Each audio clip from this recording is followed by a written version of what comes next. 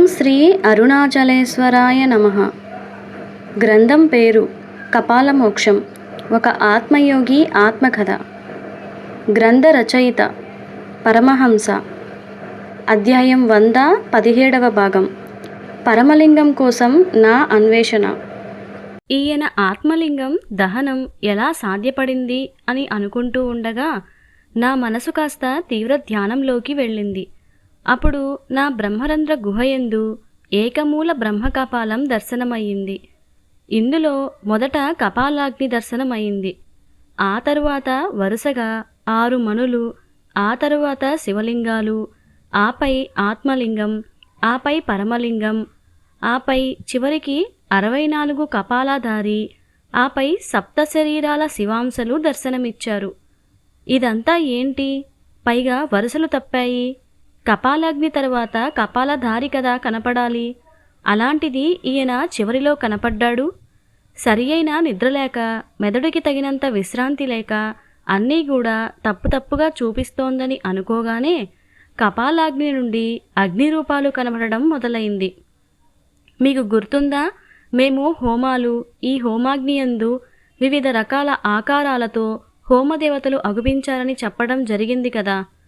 అలా ఇప్పుడు ఈ కపాలాగ్ని కూడా వివిధ ఆకారాలను చూపిస్తోంది. ఎందుకంటే అగ్నికి రూప, గుణ, తత్వం ఉంటుందని లోకవిదితమే కదా. అలా ఈ గుణం వలన కపాలాగ్ని కాస్త వివిధ రూపాలను చూపిస్తోంది. ఈ రూపాల నీడ కాస్త నాగమణి మీద పడటం నేను గమనించాను.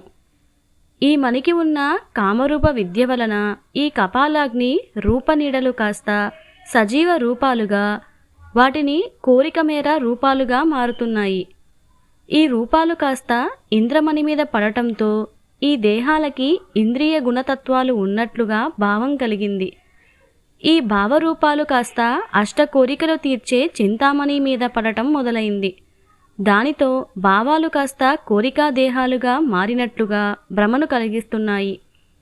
ఆ తరువాత ఈ కోరికలు తీర్చుకోవటానికి కావలసిన శక్తిని ఇచ్చే కౌస్తుభమణి మీద పడటంతో ఈ దేహాలకి ప్రాణశక్తితో పనిచేస్తున్న భ్రాంతి కలిగించటం మొదలైంది. ఆ తరువాత కోరికలు తగ్గట్లుగా ధన భోగభాగ్యాల మాయలో, అనగా ధనమాయలో పడవేసే విధంగా శమంతకమని చేస్తుంది. ఆ తరువాత ఈ కోరికల మీద వైరాగ్య భావాలు ఇచ్చే విధంగా రుద్రమని చేస్తుంది. ఇలా ఈ 6 మనులు కాస్త అరిషడ్వర్గాల మాయాదేహాలను కలిగిస్తూ పంచభూతాలు, మనస్సు, బుద్ధి, అహంతో స్త్రీ ప్రకృతి శివలింగం, అలాగే పంచభూతాలు, సూర్యుడు, చంద్రుడు, జీవుడితో కలిసి పురుష ప్రకృతితో పురుష శివలింగం ఉంటే, అలాగే పంచభూతాలు, కాలము, కాంతి, నాదముతో మూల ప్రకృతితో ఆత్మలింగం ఉండి ఏర్పడ్డాయని, ఇలా కపాలాగ్నితో మొదలైన అగ్నిరూపం కాస్త ఆత్మలింగం మీద ప్రతిబింబ రూపాలుగా పడటం జరిగింది. ఈ ఆత్మలింగం కాస్త 64 కపాల రూపధారిగా 3Dలో కనిపించే విధంగా చేస్తుంది. మొదటి డైమెన్షన్ నుంచి 64వ డైమెన్షన్లో ఈ విశ్వమును స్ఫటిక ఆత్మలింగం కాస్త కనబడేటట్లుగా భ్రమ, భ్రాంతి, మాయ, మోహము, ఆశ, భయము, ఆలోచన, స్పందన, సంకల్పముతో కలలాంటి నిజంగా, నిజంలాంటి కలగా ఈ విశ్వమును నడిపిస్తోందని నాకు జ్ఞానస్ఫురణ అయ్యింది. నిజానికి మనమంతా కపాలాగ్ని రూపాలే కావటం వలన మన శరీరాలు కాస్త ఆరా, కాంతి శరీరాలు అయ్యాయన్నమాట. అందుకే మన శరీరంలో కాంతి, అనగా వేడి తగ్గి చల్లపడితే మనకి భౌతిక మరణం వస్తుంది. అలాగే మనం పోయేటప్పుడు ఏమీ కూడా తీసుకుని వెళ్ళలేము. ఆఖరికి ఇన్నాళ్ళు ఉన్న శరీరమును కూడా మనం ఇక్కడే వదిలేసి వెళ్ళిపోతున్నాము.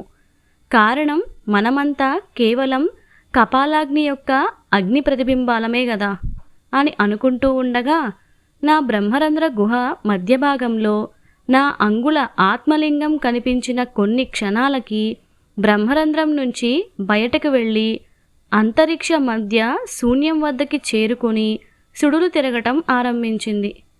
దానితో ఈ లింగానికి పగుళ్ళు ఏర్పడ్డాయి. దానితో ఇది కాస్త పంచవర్ణ అనగా నీలం, పసుపు, ఎరుపు, తెలుపు, నలుపు రంగు కాంతి రేణువులుగా విడిపోతుండగా విశ్వపూర్ణ శూన్యం కాస్త ఒక పెద్ద పరమలింగంలా మారగానే ఈ పంచవర్ణ కాంతి రేణువులు ఐక్యం చెందటంతో కొన్ని క్షణాలకి ఈ పరమలింగం కూడా మళ్ళీ పంచవర్ణ కాంతి రేణువులుగా మారి బ్లాక్ హోల్గా రూపాంతరం చెంది శూన్యమును తనలో కలుపుకుంటూ ఇది కూడా శూన్యమైపోయింది. శూన్యంలో శూన్యం కలిసిపోయింది. నేను అనేది ఆదిలో శూన్యం నుంచి ఏర్పడి 64,084 కోట్ల సంవత్సరాల తరువాత తిరిగి తను ఎక్కడి నుండి ఏర్పడిందో అక్కడికి వెళ్ళిపోయింది. అంటే పూర్ణ శూన్య స్థితి యొక్క పూర్ణ జ్ఞానము ఈ దేహానికి అందటంతో పూర్ణ జ్ఞానం పొందిన పూర్ణ గురువుగా మారింది. ఈ అంతిమ ధ్యాన అనుభవాలతో 615 పేజీల అంతర్వేదం అనే ఆధ్యాత్మిక నవల రాయటం జరిగింది. కానీ టైపింగ్ చేయలేకపోతున్నాను.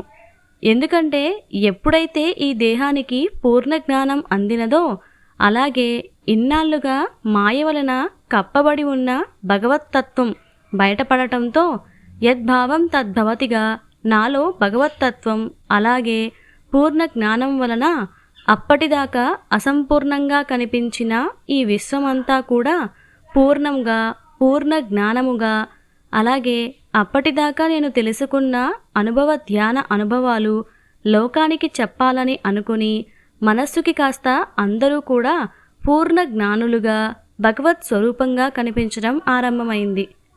నాకు నేను జ్ఞానం చెప్పడం ఏమిటి, నాకు నేను మాట్లాడుకోవడం ఏమిటి, ఉన్నదంతా నా స్వరూపమే కదా. నేను కానిది లేదు, నేను లేనిది లేదు, ఉన్నదంతా పూర్ణశూన్యమే, ఏమీ లేదు, సర్వం శూన్యమే కదా అనే పూర్ణశూన్య స్థితి ఈ దేహం చేరుకుంది. దానితో ఈ దేహం కాస్త మేధా దక్షిణామూర్తిలాగా మౌన బ్రహ్మ అయ్యింది. మౌనము అంటే ఎవరితోనూ మాట్లాడాలని అనిపించకపోవటం అన్నమాట.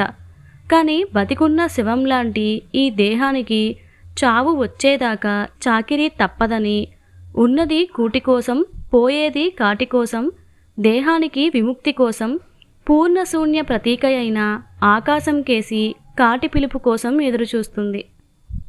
కొన్ని రోజుల తరువాత నాకు ఒక సందేహం వచ్చింది.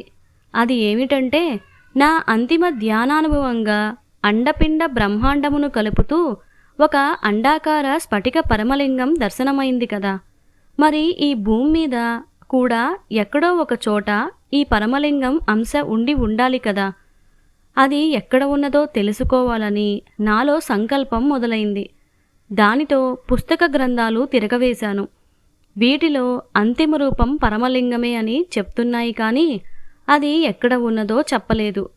దానితో నేను కాస్త నాకున్న మనోజప సిద్ధిని ఉపయోగించుకొని మనస్సు చెప్పిన చోటికి వెళ్ళి పరమలింగం యొక్క జాడ తెలుసుకోవాలని నిశ్చయించుకొని ధ్యాననిష్ట కొనసాగించాను.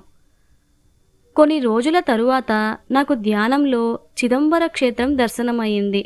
దానితో నేను కాస్త ఈ క్షేత్ర దర్శనానికి వెళ్ళాను. ఉదయం ఈ ఆలయం తెరిచిన దగ్గర నుండి మూసేదాకా ఈ ఆలయ పరిసరాలలో ఉండి నామజపం చేయటం ఆరంభించాను. ఎందుకంటే ఈ ఆలయంలో ఒక ప్రత్యేకత ఉంది. అది ఏమిటంటే ఈ ఆలయంలో రాత్రి 10 గంటలకి శేషహారతిని ఒక తెల్లని వస్త్రమునకు ఇస్తారు. ఎందుకంటే ఈ వస్త్రము వెనుక శ్రీచక్ర లేదా శివశక్తి లేదా శివయంత్రం ఉన్నదని, అందుకు గుర్తుగా ఈ వస్త్రం మీద బంగారపు బిల్వపత్రం మాలను దండగా వేసి ఉంటుంది. కానీ నిజానికి ఈ క్షేత్ర చిదంబర రహస్యం ఏమిటంటే ఈ తెల్లని వస్త్రం మీద ఎవరికైతే శివలింగ దర్శనం అవుతుందో వారికి మోక్షప్రాప్తి కలుగుతుందని స్వయంగా సదాశివుడు సప్త ఋషులకు చెప్పడం జరిగింది అని కాశీఖండమునందు శ్రీనాథుడు చెప్పిన విషయం నాకు లీలగా గుర్తుకు వచ్చింది.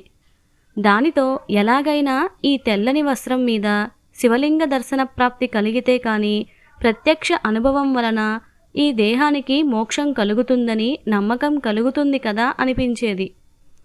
ఎందుకంటే ఇప్పటిదాకా ధ్యానయోగిగా నాకు ధ్యాన అనుభవాలు కలిగినాయి, కానీ అనుభూతి కలగలేదు. దానితో ఈ క్షేత్రంలో నా అంతిమ సాధన మొదలై 10 రోజులు కావస్తుంది. అయినా ఎలాంటి ఫలితమూ కనిపించలేదు. ప్రాణత్యాగం చేసుకోవాలని నిశ్చయించుకున్నాను. 3 రోజులు గడిచాయి.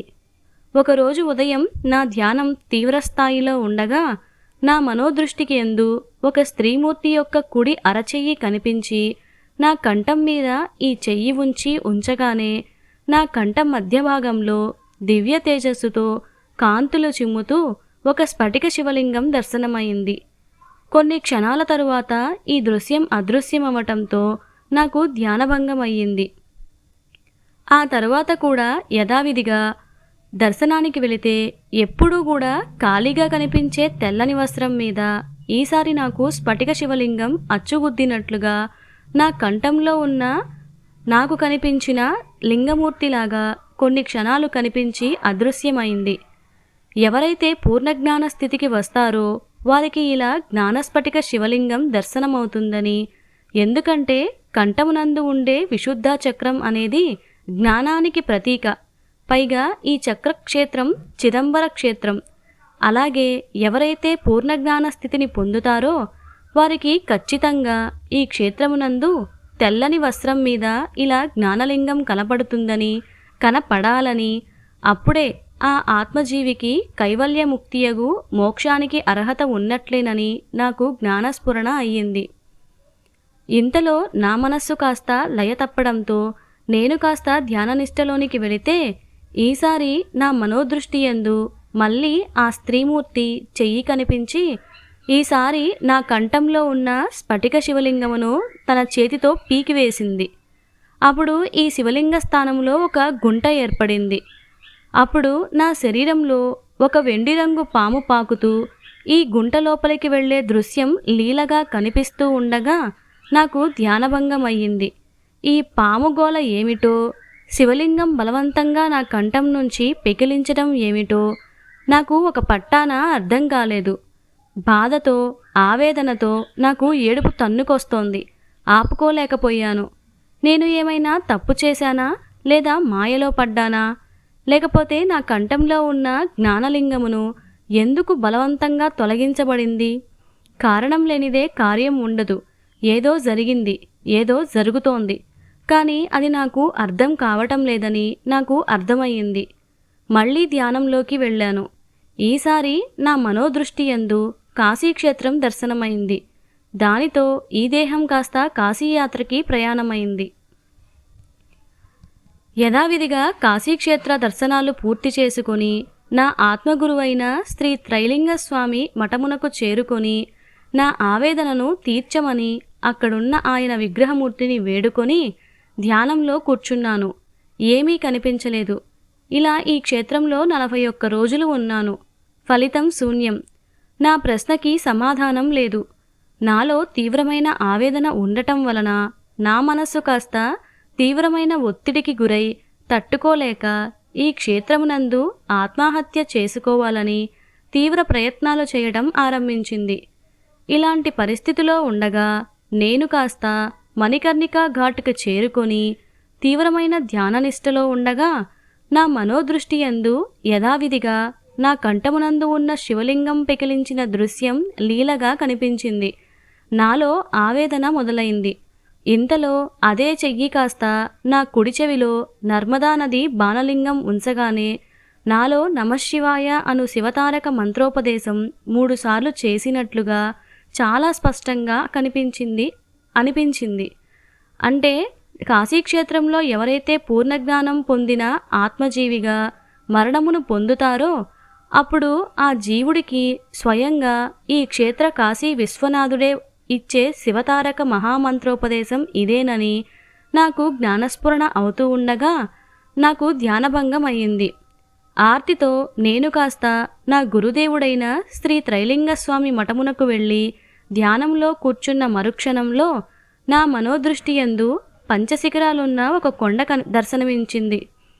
ఆ మరుక్షణమే ఏదో ఒక గుహలో నగ్నంగా ఉండి తన చుట్టూ తాను తిరుగుతున్న నా రామతారక మంత్ర గురువైన శ్రీ రమణ మహర్షి వారు కనిపించటంతో నాకు కనిపించిన కొండ అనేది అరుణాచల క్షేత్రంలో ఉండే అరుణగిరి అని నాకు అర్థమయ్యింది.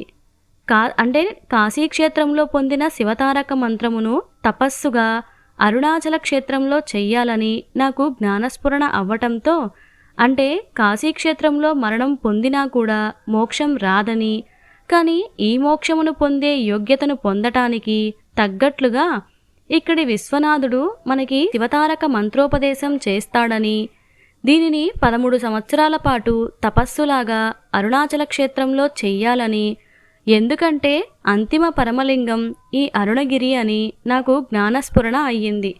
అంటే కాశీక్షేత్రంలో ఏ పూర్ణజ్ఞాన ఆత్మజీవి మరణం పొందుతుందో ఆ జీవికి తన తారక మంత్రోపదేశం ఇవ్వటంతో ఈ ఆత్మజీవి కాస్త ఆత్మలింగంగా మారుతుందని, ఎందుకంటే ఆదియోగి సదాశివుడు కూడా ఈ కాశీక్షేత్రంలో ఆత్మలింగంగా మారి కాశీ విశ్వనాథుడు అయినాడని పురాణ శాస్త్రవచనం గదా.